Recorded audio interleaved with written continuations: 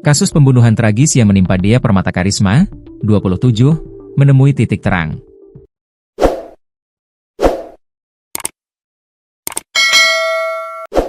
Polisi telah menangkap pelaku, yang ternyata adalah orang terdekat korban sendiri, yaitu asisten rumah tangga, Art, bernama Ade Mulyana, 26. Sosok pelaku ini memang tidak terduga. Sebab, selama ini telah dianggap seperti saudara oleh keluarga. Peristiwa berdarah itu terjadi pada Selasa, 12 Agustus 2025, siang. Lokasinya di rumah korban yang terletak di Komplek PJT 2, Desa Jatimekar, Kecamatan Jatiluhur, Kabupaten Purwakarta, Jawa Barat. Dea Permata ditemukan tewas bersimbah darah dengan sejumlah luka tusukan. Tragedi ini mengguncang keluarga besar korban. Terlebih saat mencurigai dan mengetahui siapa pelakunya. Pelaku merupakan anak dari Art lama yang telah mengabdi selama belasan tahun. Suami korban, Ferry Riana, 38, mengungkapkan kisah di balik hubungan mereka dengan pelaku. Ade itu sudah kami anggap adik sendiri. Saya nggak pernah anggap dia pembantu, ujar Ferry saat ditemui di rumah duka di wilayah Sadang, Purwakarta, Kamis, 14 Agustus 2025. Namun, di balik hubungan yang terlihat dekat itu, rupanya keluarga Ferry dan dia selama ini mengalami sejumlah kejanggalan.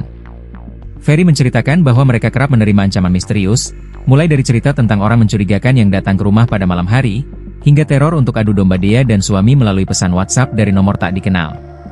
Pernah saya diajak sama Ade kejar orang yang katanya datang ke rumah, saya sampai bawa golok. Tapi aneh, orangnya tiba-tiba hilang. Kayak nggak masuk akal, ujar Ferry. Teror tersebut bahkan melibatkan narasi bahwa dia diduga berselingkuh dengan pria bernama Fadel. Istri saya itu pekerjaannya HRD, Fadel ini dimasukkan kerja oleh istri saya, katanya. Kekhawatiran Ferry semakin bertambah. Ia pun meminta Ade untuk menjaga istrinya dan mendampinginya dalam berbagai aktivitas.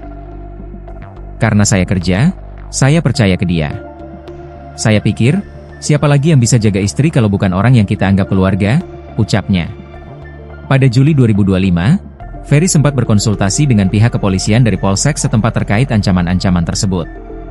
Saat itu baru terbatas konsultasi, karena bertemu saat sebuah acara gitu, saya meminta saran harus bagaimana kalau ada ancaman seperti ini, kata Ferry. Meskipun belum membuat laporan resmi, ia disarankan untuk memasang kamera pengawas di rumah. Setelah CCTV dipasang pada 5 Agustus 2025, gangguan dan teror yang sebelumnya rutin terjadi mendadak berhenti.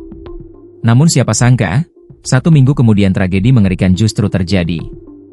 Dia ditemukan tak bernyawa di rumahnya sendiri. Pelaku utama pembunuhan ternyata adalah orang yang selama ini dipercaya dan dianggap bagian dari keluarga, Ade Mulyana. Motif pembunuhan masih dalam penyelidikan kepolisian.